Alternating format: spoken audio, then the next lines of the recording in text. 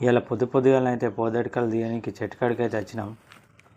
ఈ చెట్టు కళ్ళు ఎంత పడుతుంది ఏం కథ అనేది మనం చెట్టు పైనకి వెళ్ళిన తర్వాత అయితే మాట్లాడుకుందాము. హాయ్ ఫ్రెండ్స్, ఇది మన పోదాడి చెట్టు. ఇది దాదాపుగా అయితే 2 గొర్రెల కళ్ళు అవుతుంది. చూద్దాం ఇప్పుడు ఇది ఎంత కళ్ళు పడ్డది అనేది.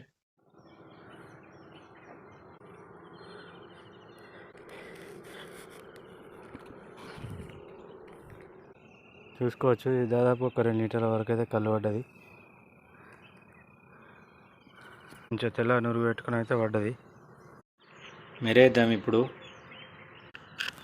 ఈ గొర్రెను మెరేసేటప్పుడు అయితే 2 కత్తి వాడుకోవాలి. ఒక కత్తి మారుగత్తి, ఇంకో కత్తి గీసే కత్తి. మారుగత్తి అంటే కొంచెం హార్డ్నెస్ ఎక్కువ ఉంటుంది, కరుకు పాటలు కానీ ఇవి కానీ కట్ చేస్తే మరిపోకుండా ఉంటుంది. ఇగో ఇప్పుడు నేను ఇంకొకటి వాడేదేమో గీసే కత్తి. ఇది నయాన్ని గీయడానికి ఉపయోగిస్తారు. ఈ కత్తి ఏంటంటే కొంచెం షార్ప్నెస్ ఎక్కువ ఉంటుంది, చాలా మెత్తగా అయితే గీసేదానికోసం వాడుకోవాలి దీన్ని. ఈ నయం మధ్యలో నయం మాత్రం మంచిగా గీసుకుంటేనే మన కళ్ళు ఓకే, లేకపోతే కళ్ళు ఈ మధ్యలో నయం ఎర్రబడ్డదంటే మాత్రం కళ్ళు గుంజుతుంది. మీరు చూసుకోవచ్చు, ఈ ఉట్ట అనేది పళ్ళ ఉట్టితేనే మనకు కళ్ళు అనేది టేస్ట్గా ఉంటుంది. ఇది నయం, ఇది ఉట్టు. చూసుకోవచ్చు మీరు ఎంత ఫాస్ట్గా వస్తుందో.